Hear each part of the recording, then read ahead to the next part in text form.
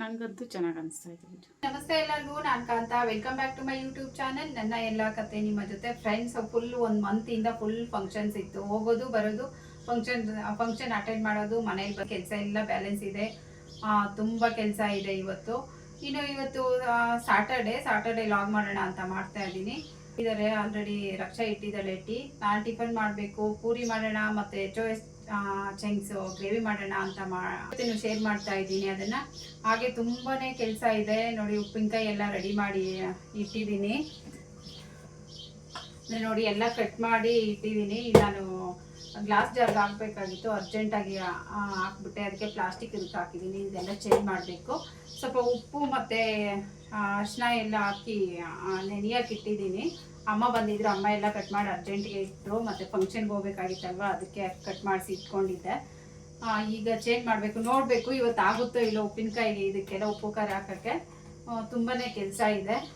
ಮತ್ತು ಸ್ವಲ್ಪ ಏರ್ಗೆ ಏನಾದರೂ ಹಚ್ಕೊಳ್ಳೋಣ ಅಂತ ಎಣ್ಣೆನೇ ಹಚ್ಚಿಲ್ಲ. ತುಂಬ ದಿನ ಆಗಿಬಿಟ್ಟಿದೆ ಎಣ್ಣೆ ಹಚ್ಚಿ. ಅದಕ್ಕೆ ಒಂಥರ ಎಲ್ಲ ರಫ್ ಆಗಾಗ್ಬಿಟ್ಟಿದೆ ಏರ್ಸ್ ಎಲ್ಲ. ಅದಕ್ಕೆ ಹಾಗೆ ಏರ್ ಬ್ರೌಸ್ಗೂ ಸ್ವಲ್ಪ ಏರ್ಸ್ ಎಲ್ಲ ಕಟ್ ಮಾಡಿಬಿಟ್ಟಿದ್ದೀನಿ. ಫಂಕ್ಷನ್ ಇದ್ದಿದ್ದರಿಂದ ಅದೆಲ್ಲ ಸ್ವಲ್ಪ ಸ್ಪಿಟ್ ಏರ್ಸ್ ಆಗಿಬಿಟ್ಟಿತ್ತು. ಅದಕ್ಕೆ ನಾನೇ ಸ್ವಲ್ಪ ಸ್ಟ್ರೈಟ್ ಕಟ್ ಮಾಡ್ಕೊಂಡಿದ್ದೆ. ಸ್ವಲ್ಪ ಗ್ರೋತ್ ಆಗಲಿ, ಬೆಳಿಬೇಕಲ್ವ ಏರ್ಸು. ಅದಕ್ಕೆ ಏನಾದರೂ ಸ್ವಲ್ಪ ಹಚ್ಚೋಣ ಅಂತ ನೋಡ್ತಾ ಇದ್ದೀನಿ, ಏನು ಹಚ್ಚೋದು ಅಂತ. ಸ್ವಲ್ಪ ಬೇಗ ಗ್ರೋತ್ ಆಗೋಕ್ಕೆ ಹಚ್ಚಿದ್ರೆ ನಿಮಗೂ ಶೇರ್ ಮಾಡ್ತೀನಿ. ತುಂಬ ಕೆಲಸ ಇದೆ. ಆಗುತ್ತೋ ನೋಡೋಣ, ಎಷ್ಟಾದರೆ ಅಷ್ಟು ಮಾಡ್ಕೊಳ್ಳೋಣ ಅಂತ ಅಂದ್ಕೊಂಡಿದ್ದೀನಿ. ಬನ್ನಿ ಈಗ ಚೋಯ್ ಚೈನ್ಸ್ ಗ್ರೇವಿ ಮಾಡ್ತಾ ಇದ್ದೀನಿ, ಜೊತೆ ಪೂರಿ ನಿಮಗೂ ಶೇರ್ ಮಾಡ್ತೀನಿ. ಬನ್ನಿ ನೋಡೋಣ ಹೇಗಾಗುತ್ತೆ ಅಂತ. ಸೊ ಏನು ಬಿಸಿನೀರಲ್ಲಿ ನೆನೆಸಿಡೋಣ 1/2 ಅವರ್ ಅಂತ ಕಾಯಿಸ್ತಾ ಇದ್ದೀನಿ. ನೀರನ್ನು ನೋಡಿ ಹಾಕ್ತಾ ಇದ್ದೀನಿ. 1/2 ಅವರ್ ನೆನೆಸಿದ್ರೆ ಚೆನ್ನಾಗಿರುತ್ತೆ ಅಂತ. ಅಂದರೆ ಬೇಗ ಫ್ರೈ ಆಗುತ್ತೆ, ಬೇಗ ಬೇಯುತ್ತೆ ಎಣ್ಣೆಲಿ ಹಾಕಿದಾಗ ಅಂತ ನೆನೆಸಿಡ್ತಾ ಇದ್ದೀನಿ. ನೆನೆಸಿಟ್ಬಿಟ್ಟು ನಾನು ಟೀ ಕುಡ್ಕೊಳ್ಳೋಣ ಅಂತ ಟೀ ಹಾಕ್ಕೊತಾ ಇದ್ದೀನಿ. ಟೀ ರಕ್ಷಾ ಮಾಡಿದ್ದು. ಟೀ ಕುಡ್ದಾದ್ಮೇಲೆ ಸ್ನಾನಕ್ಕೆ ಹೋದೆ. ನಾನು ಸ್ನಾನ ಮಾಡ್ಕೊಂಬಂದ ಹಾಗೆ ಟಿಫನ್ಗೆ ರೆಡಿ ಮಾಡೋಣ, ಕೆಲಸ ಜಾಸ್ತಿ ಇದೆಯಲ್ಲ, ಆಮೇಲೆ ಸ್ನಾನ ಮಾಡ್ಕೊಂಡು ಮಧ್ಯೆ ಹೋಗೋಕ್ಕಾಗಲ್ಲ.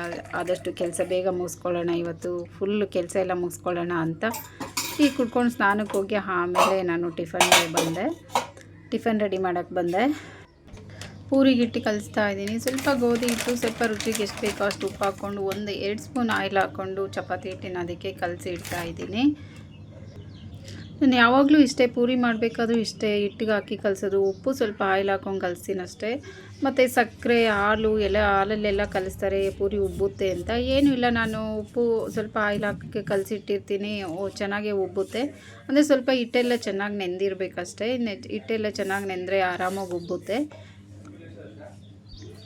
ಹಾಗೆ ನಾನು ಪೂರಿ ಮಾಡಿ ತುಂಬ ದಿನವೇ ಆಗಿಬಿಟ್ಟಿತ್ತು. ಚಪಾತಿ ಮಾಡಿದ್ದೆ, ಪೂರಿ ಅಂತೂ ನನಗೆ ನೆನಪೇ ಇಲ್ಲ ಯಾವಾಗ ಮಾಡಿದ್ದೆ ಅಂತ. ಅದಕ್ಕೆ ಇವತ್ತು ಮಾಡೋಣ ಅಂತ ಮಾಡ್ತಾಯಿದ್ದೀನಿ. ನೋಡಿ ಹಿಟ್ಟೆಲ್ಲ ಕಲಸಿ ಇಟ್ಟೆ. ಇದು 1-2 ಅವರ್ಸ್ ಆದರೂ ಚೆನ್ನಾಗಿ ನೆನೆಬೇಕು. ಪೂರಿ ಉಬ್ಬಬೇಕಂದ್ರೆ ಸ್ವಲ್ಪ ಹಿಟ್ಟು ಚೆನ್ನಾಗಿ ನೆಂದಿರಬೇಕು ಅಷ್ಟೇ. ಮತ್ತು ಏನು ಅದು ಇದು ಹಾಕೋದು, ಏನು ಕಲಸೋಕ್ಕೆ ಅದು ಇದು ಏನು ಹಾಕೋದೇನು ಅವಶ್ಯಕತೆ ಇಲ್ಲ ಅಂತ ಅಂದ್ಕೊತೀನಿ. ನಾನು ಇಷ್ಟೇ ಹಾಕೋದು. ಹಿಟ್ಟು ಚೆನ್ನಾಗಿ ನೆಂದಿದ್ರೆ ಉಬ್ಬುತ್ತೆ. ನೋಡಿ ಈಗ ಮಾಡ್ತೀನಿ. ಅಲ್ಲಿಗೂ ನಾನು ಬೆಳಗ್ಗೆ ಬೇಗನೆ ಮಾಡಿಬಿಟ್ಟೆ. ಅದಕ್ಕೋಸ್ಕರ ಸ್ವಲ್ಪ ಅಷ್ಟೊಂದು ಫುಲ್ಲು ಉಬ್ಬಲಿಲ್ಲ. ಮತ್ತು ಮಧ್ಯಾಹ್ನ 1-2 ಮಾಡಿದೆ, ಚೆನ್ನಾಗಿ ಉಬ್ಬಿತು. ನಾನು ಎರಡನ್ನೂ ಹಾಕ್ತೀನಿ, ವಿಡಿಯೋಗೆ ಹಾಕ್ತೀನಿ ಎರಡನ್ನೂ. ಗ್ರೇವಿಗೆ ರೆಡಿ ಮಾಡ್ಕೊತಾ ಇದ್ದೀನಿ. ಸೋಯಾ ನೆನೆಸಿಟ್ಟಿದ್ದೀನಿ ಅಲ್ವಾ. ಸ್ವಲ್ಪ 1-2 ಈರುಳ್ಳಿ, 1-3 ಟೊಮೆಟೊ ಹಚ್ಕೊತಾ ಇದ್ದೀನಿ. ಇಲ್ಲ ರುಬ್ಬಿಟ್ಟಾದರೂ ಹಾಕ್ಬೋದು, ನಾನು ಹಚ್ಬಿಟ್ಟೆ ಹಾಕೋಣ ಅಂತ ಹಾಕ್ಕೊತಾ ಇದ್ದೀನಿ. ರುಬ್ಬಾಕಿದ್ರೆ ಇನ್ನೂ ಗ್ರೇವಿ ಎಲ್ಲ ಸ್ವಲ್ಪ ಜಾಸ್ತಿ ಆಗುತ್ತೆ. ನನಗೇನು ಅಷ್ಟೊಂದು ಬೇಡ, ನಾವು 3 ಜನಕ್ಕೆ ಅಲ್ವಾ. ಅದರಲ್ಲೂ ಇದು ಒಂದು 4-5 ಜನಕ್ಕೆ ಆಗಷ್ಟು ಮಾಡ್ತಾಯಿದ್ದೀನಿ. ಸೋಯಾ ಒಂದು 100 ಗ್ರಾಮ್ ತೊಗೊಂಡಿದ್ದೀನಿ ಅಷ್ಟೇ. ನೋಡಿ ಕೊತ್ತಂಬರಿ ಮತ್ತು ಪುದೀನೂ ಸ್ವಲ್ಪ ಹಾಕ್ತಾಯಿದ್ದೀನಿ. ಎಲ್ಲ ಕ್ಲೀನಾಗಿ ವಾಶ್ ಮಾಡ್ಕೊಂಡು ವಾಶ್ ಮಾಡ್ತಾಯಿದ್ದೀನಿ ಕೊತ್ತಂಬರಿ ಮತ್ತು ಪುದೀನ ಎರಡನ್ನೂ. ಅಡುಗೆನೇ ಮಾಡೋಕ್ಕೆ ಬರಲ್ಲ ಮತ್ತು ಬ್ಯಾಚುಲರ್ಸು, ಬಿಗಿನರ್ಸ್ ಎಲ್ಲ ಈ ಥರ ಮಾಡ್ಕೊಬೋದು. ಮಸಾಲೆ ರುಬ್ಬಿ ಅದೆಲ್ಲ ಅಷ್ಟು ಬೇಗ ಬಿಗಿನರ್ಸ್ಗೆ ಗೊತ್ತಾಗಲ್ಲ. ಮಸಾಲೆ ಎಲ್ಲ ರುಬ್ಬಿ ಈ ಥರ ಪೌಡರ್ಗಳು ಹಾಕ್ಕೊಂಡೆಲ್ಲ ಬೇಗನೆ ಮಾಡ್ಕೊಬೋದು. ಟೊಮೆಟೊ, ಈರುಳ್ಳಿ ಎಲ್ಲ ಹಚ್ಕೊಂಡು ಬೇಗ ಮಾಡ್ಕೊಬೋದು. ಮತ್ತು ಬ್ಯಾಚುಲರ್ಸ್ಗೆಲ್ಲ ತುಂಬ ಈಸಿಯಾಗಿ ಮಾಡ್ಕೊಬೋದು ಇದನ್ನು. ಅದಕ್ಕೆ ನಾನು ಈ ಥರನೇ ಮಾಡ್ತಾಯಿದ್ದೀನಿ. ನೋಡಿ ಈರುಳ್ಳಿ ಎಲ್ಲ ಕಟ್ ಮಾಡಿ ಇಟ್ಕೊತಾ ಇದ್ದೀನಿ. 2 ಈರುಳ್ಳಿ ಮತ್ತು 3 ಟೊಮೆಟೊ ತೊಗೊಂಡಿದ್ದೀನಿ. ಎಲ್ಲ ಕಟ್ ಮಾಡಿ ಇಟ್ಕೊತಾ ಇದ್ದೀನಿ. ತುಂಬ ಚಿಕ್ಕದಾಗೇನು ಸಣ್ಣದಾಗೇನು ಕಟ್ ಮಾಡ್ತಾಯಿಲ್ಲ, ಒಂದು ಮೀಡಿಯಮ್ ಆಗಿ ಕಟ್ ಮಾಡ್ಕೊತಾ ಇದ್ದೀನಿ. ಯಾಕೆಂದರೆ ಎಣ್ಣೆಲಿ ಫ್ರೈ ಆಗುತ್ತಲ್ವ, ಆಗೆಲ್ಲ ಮೆತ್ತಗಾಗುತ್ತೆ, ಏನು ದೊಡ್ಡದಾಗೇನು ಕಾಣಲ್ಲ. ಈ ಗ್ರೇವಿ ಏನಕ್ಕೆ ಬೇಕಾದರೂ ಏನರ ಜೊತೆ ಆದರೂ ತಿನ್ಬೋದು, ಮುದ್ದೆಗೂ ತಿನ್ಬೋದು, ರೈಸ್ಗೂ ತಿನ್ಬೋದು, ಚಪಾತಿಗೂ ತಿನ್ಬೋದು, ಪೂರಿಗೆ ಅಂತ ಏನಲ್ಲ. ನಾನು ರೈಸ್ಗೂ ನನಗೆ ಚಪಾತಿ ಪೂರಿ ಏನೇ ಮಾಡೋದು ಸ್ವಲ್ಪ ರೈಸ್ ಇರಲೇಬೇಕು. ಅದಕ್ಕೆ ನಾನು ರೈಸ್ಗೂ ಇದನ್ನೇ ಹಾಕ್ಕೊಂಡು ತಿನ್ಬಿಡ್ತೀನಿ. ಹಾಗೆ ಇಡ್ಲಿ ದೋಸೆಗೂ ತಿನ್ಬೋದು. ಈಗ ನಾನ್ ವೆಜ್ಗೆಲ್ಲ ಇಡ್ಲಿ ಮಾಡ್ತೀವಲ್ವ, ಅದು ಚಿಕನ್ ಕರಿ, ಮಟನ್ ಕರಿ, ಸಾಂಬಾರಿಗೆಲ್ಲ ಆ ಥರ ದೋಸೆಗೂ ತಿನ್ಬೋದು, ಇಡ್ಲಿಗೂ ತಿನ್ಬೋದು. ಎಲ್ಲದಕ್ಕೂ ಅಡ್ಜಸ್ಟ್ ಆಗುತ್ತೆ, ಸೂಟ್ ಆಗುತ್ತೆ ಇದು. ಸೊ ಏನೆಂದಿದೆ 1/2 ಅವರು. ಈಗೆಲ್ಲ ನೀರೆಲ್ಲ ತೆಗಿತಾ ಇದ್ದೀನಿ, ಚೆನ್ನಾಗಿ ಕೈಯಲ್ಲಿ ಎಣ್ಬಿಟ್ಟು ನೀರೆಲ್ಲ ತೆಗಿತಾ ಇದ್ದೀನಿ. ತುಂಬ ಸಾಫ್ಟಾಗಿ ಆಗಿಬಿಟ್ಟಿದೆ ಎಲ್ಲ. ನೆನೆಸಿಟ್ರೆ ಬೇಗ ಬೇಯುತ್ತೆ, ಇಲ್ಲ ಅಂದರೆ ಒಂಥರ ನಾರು ಆಗಿ ಇರುತ್ತೆ. ಬಿಸಿನೀರಲ್ಲಿ ನೆನೆಸಿಟ್ಟೆ ಇದೆ ಆಮೇಲೆ ಯೂಸ್ ಮಾಡಬೇಕು. ಸ್ವಲ್ಪ ಹಾಗೆ ಆಮೇಲೆ ಸ್ವಲ್ಪ ಎಣ್ಣೆ ಹಾಕಿ ಫ್ರೈ ಮಾಡ್ಕೊತಾ ಇದ್ದೀನಿ. ಸೋಯನೆಲ್ಲ ಫ್ರೈ ಮಾಡ್ಕೊಳ್ಳೋದ್ರಿಂದ ಸ್ವಲ್ಪ ಉಪ್ಪು ಖಾರ ಎಲ್ಲ ಚೆನ್ನಾಗಿ ಹಿಡಿಯುತ್ತೆ, ಟೇಸ್ಟು ಸ್ವಲ್ಪ ಚೆನ್ನಾಗಿ ಬರುತ್ತೆ ಅಂತ ಎಣ್ಣೆಲಿ ಫ್ರೈ ಮಾಡ್ಕೊತಾ ಇದ್ದೀನಿ. ಹಾಗೇನೂ ಹಾಕ್ಕೊಬೋದು. ಎಣ್ಣೆಲಿ ಫ್ರೈ ಮಾಡೋದ್ರಿಂದ ಟೇಸ್ಟ್ ಚೆನ್ನಾಗಿರುತ್ತೆ ಅಂತ ಎಣ್ಣೆಲಿ ಸ್ವಲ್ಪ ಲೈಟ್ ಬ್ರೌನ್ ಬರೋವರೆಗೂ ಫ್ರೈ ಮಾಡ್ಕೊತಾ ಇದ್ದೀನಿ. ನೋಡಿ ಇಷ್ಟು ಸಾಕು, ಫ್ರೈ ಆಯಿತು. ಈಗ ಬಾಣಲಿ ಇಟ್ಟಿದ್ದೀನಿ, ಬಾಣಲಿಗೆ ಸ್ವಲ್ಪ ಆಯಿಲ್ ಹಾಕ್ತಾಯಿದ್ದೀನಿ. ಸ್ವಲ್ಪ ನೋಡ್ಕೊಂಡು ಹಾಕ್ಕೊಳ್ಳಿ, ಆಯಿಲ್ ತುಂಬ ತೀರ ಕಡಿಮೆ ಏನು ಬೇಡ. ಸ್ವಲ್ಪ ಈ ಥರ ಗ್ರೇವಿ ಐಟಮ್ಗೆಲ್ಲ ಸ್ವಲ್ಪ ಆಯಿಲ್ ಹಾಕಿದ್ರೇ ಚೆನ್ನಾಗಿರೋದು. ಆಯಿಲ್ ಹಾಕ್ತಾಯಿದ್ದೀನಿ. ನಾನು ಸಾಸಿವೆ ಕರಿಬೇವು ಕೂಡ ಹಾಕ್ತಾಯಿದ್ದೀನಿ. ಸಾಸಿವೆ ಕರಿಬೇವೆಲ್ಲ ಒಗ್ಗರಣೆಯಲ್ಲಿ ಕಾಣ್ತಾಯಿದ್ರೆ ಒಂಥರ ಗ್ರೇವಿಯಲ್ಲಿ ಕಾಣ್ತಾಯಿದ್ರೆ ಚೆನ್ನಾಗಿರುತ್ತೆ ಅಂತ. ಹಾಗೆ ಸ್ವಲ್ಪ ಸ್ಪೈಸಸ್ ಹಾಕ್ತಾಯಿದ್ದೀನಿ. ಪಲಾವ್ ಎಲೆ, ಸ್ಟಾರು, ಕಲ್ಲು ಮತ್ತು ಒಂದು ಏಲಕ್ಕಿ ಹಾಕ್ತಾಯಿದ್ದೀನಿ. ಹಾಗೆ ಸ್ವಲ್ಪ ಸೋಂಪು ಹಾಕ್ತಾಯಿದ್ದೀನಿ. ಅದನ್ನೆಲ್ಲ ಎಣ್ಣೆಯಲ್ಲಿ ಫ್ರೈ ಮಾಡಾದಮೇಲೆ ಸ್ವಲ್ಪ ಈ ಕಟ್ ಮಾಡಿ ಇಟ್ಕೊಂಡಿರೋ ಈರುಳ್ಳಿ ಹಾಕ್ಕೊಳ್ಳಿ. ನೋಡಿ ಈರುಳ್ಳಿ ಹಾಕ್ತಾಯಿದ್ದೀನಿ. ಅದೆಲ್ಲ ಚೆನ್ನಾಗಿ ಸ್ವಲ್ಪ ಎಣ್ಣೆಯಲ್ಲಿ ಈರುಳ್ಳಿನೆಲ್ಲ ಸ್ವಲ್ಪ ಚೆನ್ನಾಗಿ ಫ್ರೈ ಮಾಡ್ಕೊಳ್ಳಿ. ಈರುಳ್ಳಿ ಎಷ್ಟು ಚೆನ್ನಾಗಿ ಫ್ರೈ ಆಗುತ್ತೋ ಟೇಸ್ಟ್ ಅಷ್ಟೇ ಚೆನ್ನಾಗಿ ಬರುತ್ತೆ. ಈರುಳ್ಳಿ ಫ್ರೈ ಆದಮೇಲೆ ಟೊಮೆಟೊ ಹಾಕ್ಕೊಂಡು ಫ್ರೈ ಮಾಡ್ಕೊಬೇಕು. ಆಗಿದೆ ನೋಡಿ, ಇಷ್ಟ ಆಗಿದೆ, ಫ್ರೈ ಆಗಿದೆ ಈರುಳ್ಳಿ. ಈಗ ಟೊಮೆಟೊ ಹಾಕ್ಕೊಳ್ಳಿ.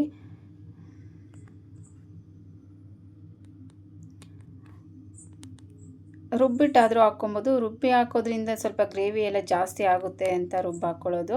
ನನಗೇನು 3 ಜನಕ್ಕಲ್ವಾ, 3 ಜನಕ್ಕೆ ಅಂದರೂ ಇದು ಒಂದು 4-5 ಜನಕ್ಕೆ ಆಗಷ್ಟೇ ಮಾಡ್ತಾಯಿದ್ದೀನಿ. ನಾನು ಕಟ್ ಮಾಡಿನೇ ಹಾಕ್ತಾಯಿದ್ದೀನಿ. ಟೊಮೆಟೊ ಫ್ರೈ ಆಯಿತು. ಸ್ವಲ್ಪ ಶುಂಠಿ ಬೆಳ್ಳುಳ್ಳಿ ಪೇಸ್ಟ್ ಹಾಕ್ಕೊತಾ ಇದ್ದೀನಿ. ಅದು ಸ್ವಲ್ಪ ಎಣ್ಣೆಲೆಲ್ಲ ಫ್ರೈ ಮಾಡ್ಕೊಳ್ಳಿ, ರಾಸ್ಮೇಲೆ ಹೋಗೋವರೆಗೂ. ಇದೆಲ್ಲ ಹಸಿದು ಹಾಕೋದ್ರಿಂದ ರಾಸ್ಮೇಲೆ ಹೋಗೋವರೆಗೂ ಎಣ್ಣೆಲಿ ಫ್ರೈ ಮಾಡಿದ್ರೇ ಟೇಸ್ಟ್ ಚೆನ್ನಾಗಿರೋದು. ಇಲ್ಲಾಂದರೆ ಸ್ವಲ್ಪ ಒಂಥರ ಹಸಿ ಸ್ಮೆಲ್ ಬರ್ತಾ ಇರುತ್ತೆ. ಅದಕ್ಕೆ ಎಲ್ಲದನ್ನು ಅಷ್ಟೇ ಎಣ್ಣೆಲಿ ಚೆನ್ನಾಗಿ ಫ್ರೈ ಮಾಡ್ಕೊಬೇಕು. ಪುದೀನ ಹಾಕ್ತಾಯಿದ್ದೀನಿ. ಎಲ್ಲ ವಾಶ್ ಮಾಡಿ ಕಟ್ ಮಾಡಿ ಇಟ್ಕೊಂಡಿದ್ದೀನಿ. ಪುದೀನೂ ಸ್ವಲ್ಪ ಎಣ್ಣೆಲಿ ಫ್ರೈ ಮಾಡ್ಕೊತಾ ಇದ್ದೀನಿ. ಸ್ವಲ್ಪ ಮಾಡಿಕೊಂಡ್ರೆ ಆಯಿತು. ಈಗ ಸ್ವಲ್ಪ ಧನಿಯಾ ಪೌಡರ್ ಹಾಕ್ತಾಯಿದ್ದೀನಿ. 1 ಸ್ಪೂನ್ ಖಾರಕ್ಕೆ ಎಷ್ಟು ಬೇಕೋ ಅಷ್ಟು ಹಾಕ್ಕೊಳ್ಳಿ. ಚಿಲ್ಲಿ ಪೌಡರ್ ಹಾಕ್ತಾಯಿದ್ದೀನಿ. ನಾನು ಮಟನ್ ಮಸಾಲ ಹಾಕ್ತಾಯಿದ್ದೀನಿ, ಗರಂ ಮಸಾಲ ಏನೂ ಹಾಕ್ತಾಯಿಲ್ಲ. ಮಟನ್ ಮಸಾಲ 1 ಸ್ಪೂನ್ ಹಾಕ್ತಾಯಿದ್ದೀನಿ. ಯಾಕೆಂದರೆ ನಾನ್ ವೆಜ್ ಟೇಸ್ಟೇ ಕೊಡುತ್ತೆ ಅಂತ ನಾನು ಮಟನ್ ಮಸಾಲ ಹಾಕ್ಕೊತಾ ಇದ್ದೀನಿ. ಗರಂ ಮಸಾಲ ಆದರೂ ಹಾಕ್ಕೊಬೋದು, ಚಿಕನ್ ಮಸಾಲ ಆದರೂ ಹಾಕ್ಕೊಬೋದು. ಆಪ್ಷನಲ್ ಯಾವ್ದು ಬೇಕೋ ಅದು ಹಾಕ್ಕೊಬೋದು. ನಾನು ಮಟನ್ ಮಸಾಲನೇ ಹಾಕ್ತಾಯಿದ್ದೀನಿ. ಆಮೇಲೆ ಒಂದು 100 ಗ್ರಾಮ್ ಆಗೋಷ್ಟು ಮೊಸರು ಹಾಕ್ತಾಯಿದ್ದೀನಿ. ನಾನು ಮೊಸರು ಮನೆಯಲ್ಲೇ ಮಾಡ್ತಿದ್ದೆ, ಈಗ ಮಾಡಿಲ್ಲ, ಅಂಗಡಿಯಿಂದ ತರಿಸಿದ್ದೆ. ಸ್ವಲ್ಪ ಗ್ರೇವಿ ಜಾಸ್ತಿ, ಇನ್ನೂ ಸ್ವಲ್ಪ ಜಾಸ್ತಿ ಬೇಕು ಅಂದರೆ ಮೊಸರು ಸ್ವಲ್ಪ ಜಾಸ್ತಿ ಹಾಕ್ಕೊಳ್ಳಿ. ಮೊಸರು ಹಾಕೋದ್ರಿಂದ ಅಷ್ಟೇ ಟೇಸ್ಟ್ ಅಂತೂ ತುಂಬ ಚೆನ್ನಾಗಿರುತ್ತೆ. ಹಾಗೆ ಗ್ರೇವಿ ಕೂಡ ಜಾಸ್ತಿ ಆಗುತ್ತೆ. ಮೊಸರು ಸ್ವಲ್ಪ ಎಣ್ಣೆ ಆ ಥರ ಎಲ್ಲ ಎಣ್ಣೆಯಲ್ಲಿ ಫ್ರೈ ಮಾಡ್ಕೊಳ್ಳಿ. ಈಗ ಎಣ್ಣೆಲಿ ಫ್ರೈ ಮಾಡಿರೋ ಸೋಯಾ ಹಾಕ್ತಾಯಿದ್ದೀನಿ. ಅದನ್ನು ಸ್ವಲ್ಪ ಮಸಾಲೆಯಲ್ಲೆಲ್ಲ ಚೆನ್ನಾಗಿ ಮಿಕ್ಸ್ ಮಾಡ್ಕೊಳ್ಳಿ. ಆಲ್ರೆಡಿ ಎಲ್ಲ ಚೆನ್ನಾಗಿ ನೆಂದಿದೆ, ಇದೇನು ತುಂಬ ಹೊತ್ತೇನು ಬೇಯಿಸೋದು ಬೇಡ. ಎಲ್ಲ ಮಸಾಲೆಯಲ್ಲೆಲ್ಲ ಮಿಕ್ಸ್ ಮಾಡಿ ಸ್ವಲ್ಪ ಫ್ರೈ ಮಾಡಿ, ಆ ಮಸಾಲೆಯಲ್ಲಿ ಸ್ವಲ್ಪ ಫ್ರೈ ಮಾಡಿ ಆದಮೇಲೆ ಸ್ವಲ್ಪ ನೀರು ಹಾಕ್ಕೊಳ್ಳಿ. ಎಷ್ಟು ನಿಮ್ಗೆ ಯಾವ ಕನ್ಸಿಸ್ಟೆನ್ಸಿ ಬೇಕೋ ಅಷ್ಟು ನೀರು ಹಾಕ್ಕೊಳ್ಳಿ. ರೈಸ್ಗೂ ಬೇಕಂದರೆ ಸ್ವಲ್ಪ ನೀರು ಜಾಸ್ತಿನೇ ಹಾಕ್ಕೊಳ್ಳಿ, ಏನು ಪರವಾಗಿಲ್ಲ. ಇನ್ನೂ ಕುದಿಯೋಷ್ಟರಲ್ಲಿ ಬೇಯೋಷ್ಟರಲ್ಲಿ ಇನ್ನೂ ಸ್ವಲ್ಪ ತಿಕ್ಕಾಗುತ್ತೆ. ನೋಡಿ ಕುದೀತಾ ಇದೆ, ಬೆಂದಿದೆ ಎಲ್ಲ. ಸೋಯಾಬೀನ್ ಎಲ್ಲ ಬಿಸಿನೀರಲ್ಲಿ ನೆನೆಸಿರೋದ್ರಿಂದ ಬೇಗನೆ ಬೇಯುತ್ತೆ, ಇಲ್ಲಾಂದರೆ ಸ್ವಲ್ಪ ಅಷ್ಟು ಬೇಗ ಬೇಯಲ್ಲ. ಬೆಂದಿದೆ. ಆಗ ಲಾಸ್ಟಲ್ಲಿ ಕೊತ್ತಂಬರಿ ಹಾಕ್ತಾಯಿದ್ದೀನಿ. ಕೊತ್ತಂಬರಿ ಹಾಕಿ ಇನ್ನೊಂದು ಕುದಿ ಬರಲಿ ಅಂತ ನಾನು ಇನ್ನೊಂದು ಕುದಿಗೆ ಇಟ್ಟಿದ್ದೀನಿ, ಇನ್ನು ಸ್ವಲ್ಪ ಬೇಯಲಿ ಅಂತ ಇಟ್ಟಿದ್ದೀನಿ. ಅಷ್ಟರಲ್ಲಿ ಪೂರಿಗೆ ರೆಡಿ ಮಾಡ್ಕೊಳ್ಳೋಣ. ರೆಡಿ ಮಾಡಿದ್ದೀನಿ, ಇನ್ನು ಪೂರಿಗೆ ಕರ್ಕೊಬೇಕಷ್ಟೇ ರಟ್ಟಿಸ್ಕೊಂಡು. ನೋಡಿ ಆಗಿದೆ, ಆಲ್ಮೋಸ್ಟ್ ಆಗಿದೆ. ಇನ್ನು ಆರಷ್ಟರಲ್ಲಿ ಇನ್ನೂ ಸ್ವಲ್ಪ ತಿಕ್ಕಾಗುತ್ತೆ ಇದು. ಆಯಿತು, ಇದನ್ನು ರೆಡಿ ಮಾಡಿ ಆಯಿತು, ಗ್ರೇವಿ ಆಯಿತು. ಈಗ ಪೂರಿಗೆ ರಟ್ಟಿಸ್ಕೊತಾ ಇದ್ದೀನಿ. ಈ ಥರ ಗ್ರೇವಿ ಮಾಡಿಕೊಂಡ್ರೆ ನಾನ್ ವೆಜ್ಜು ಜ್ಞಾಪಕನೇ ಬರಲ್ಲ, ನಾನ್ ವೆಜ್ ಥರನೇ ಇರುತ್ತೆ. ನಾನ್ ವೆಜ್ ತಿನ್ನೋ ಫೀಲೇ ಆಗ್ತಾ ಇರುತ್ತೆ. ಏನು ಚಿಕನ್ನು ಮಟನ್ದೇ ಮಾಡಬೇಕು ಅಂತ ಏನಿಲ್ಲ. ಯಾಕೆಂದರೆ ಆದರೆ ಚಿಕನ್ ಮಟನ್ಗೆ ಹಾಕೋ ಮಸಾಲೆ ಎಲ್ಲ ಹಾಕಿರ್ತೀವಲ್ವ, ಅದಕ್ಕೆ ನಾನ್ ವೆಜ್ ಥರನೇ ಟೇಸ್ಟ್ ಇರುತ್ತೆ. ಅದೇ ಥರ ನಾನ್ ವೆಜ್ ತಿಂದ್ವೇನೋ ಅನ್ನೋ ಥರ ಫೀಲ್ ಆಗ್ತಾ ಇರುತ್ತೆ. ನೀವು ಒಂದ್ಸರಿ ಟ್ರೈ ಮಾಡಿ ನೋಡಿ, ಯಾರು ಮಾಡಿಲ್ಲ ಅವರೆಲ್ಲ ಟ್ರೈ ಮಾಡಿ ನೋಡಿ.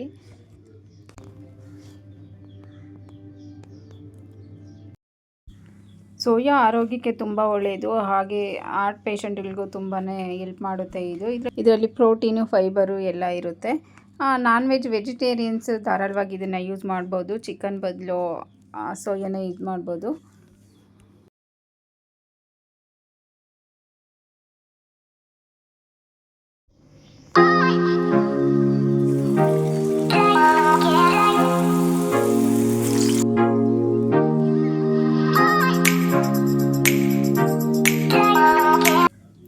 ಇದು ಮಧ್ಯಾಹ್ನ ಆಗದೆ ಚೆನ್ನಾಗಿ ಬಂತು. ಹಿಟ್ಟೆಲ್ಲ ಚೆನ್ನಾಗಿ ನೆಂದಿತ್ತಲ್ವ, ಅದಕ್ಕೆ ಪೂರಿ ಎಲ್ಲ ಉಬ್ಕೊಂಡು ಬಂತು.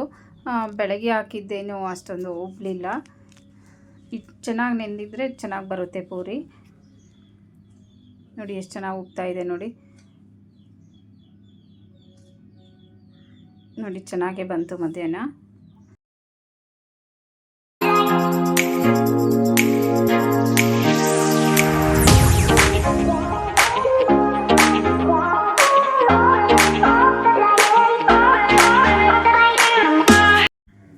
ಇದು ಹಿಟ್ಟು ಕಲಸಿದ ತಕ್ಷಣ ಹಾಕಿದ್ದು, ಅಂದರೆ ಬೆಳಗ್ಗೆ ಟೈಮ್ ಹಾಕಿದ್ದು, ಅದೇನು ಅಷ್ಟೊಂದು ಉಬ್ಬಲಿಲ್ಲ. ಸರಿಯಾಗಿ ಹಿಟ್ಟು ನೆಂದಿಲ್ವಲ್ಲ ಅದಕ್ಕೆ.